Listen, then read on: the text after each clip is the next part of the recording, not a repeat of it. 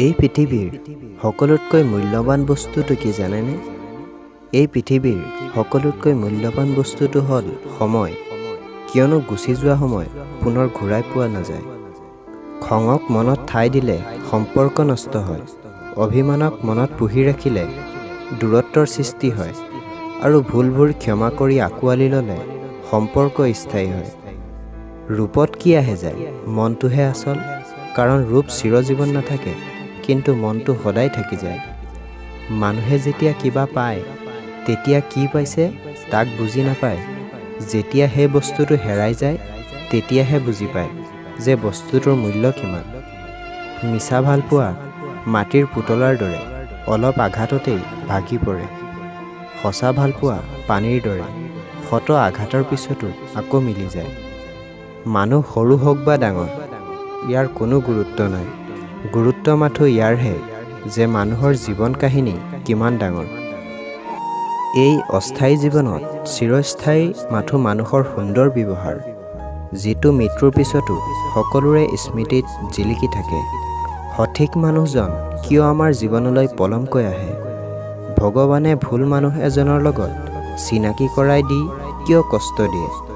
আচলতে ভগৱানে ইচ্ছা কৰি সঠিক মানুহজন আমাৰ জীৱনলৈ পলমকৈ পঠায়, কাৰণ আমি ভুল মানুহৰ পৰাই জীৱনৰ কঠোৰ শিক্ষাখিনি পাওঁ, আৰু সেইখিনি শিক্ষা আমি পোৱা উচিত।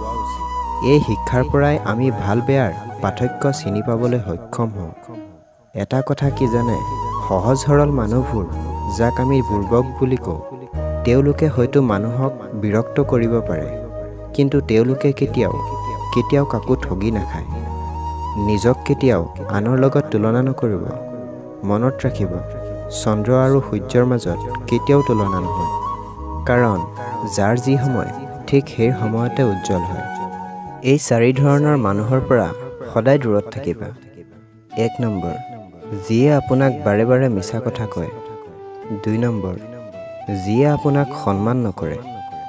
3 নম্বৰ, যিয়ে আপোনাক প্ৰয়োজনত ব্যৱহাৰ কৰে। 4 নম্বৰ, যিয়ে আপোনাক তেওঁৰ তলতীয়া কৰি ৰাখিব বিচাৰে। মাথো সাপ নহয়, কিছু মানুহো বহুত বিষাক্ত হয়। সাপক দূৰৰ পৰাই চিনিব পৰা যায়, কিন্তু বিষাক্ত মানুহক চিনাহে বহুত কঠিন। আমি ভাবোঁ সমস্যাই আমাক ধ্বংস কৰিবৰ বাবে আমাৰ জীৱনলৈ আহে, কিন্তু নহয়, সমস্যা আহে আমাক নতুন নতুন পথ দেখুৱাবৰ বাবে। জীৱনত কেতিয়াবা উজুতি খাই পৰাও প্ৰয়োজন, নিজৰ সামৰ্থ্যতাৰ চিনাকি হয়। কিয় এইদৰে ভাবি লোৱা যে জীৱনত একোৱেই সহজ নহয়? সঁচাটো এই যে তুমি যিদৰে বিচাৰা ঠিক সেইদৰে একো পোৱা নাযায়। তোমাৰ জীৱন পথত কোনোবাই লগ দিয়ক বা নিদিয়ক, কিন্তু নিজাকৈ ডাঙৰ আৰু আন লগৰী এই পৃথিৱীত কোনেও হ'ব নোৱাৰে।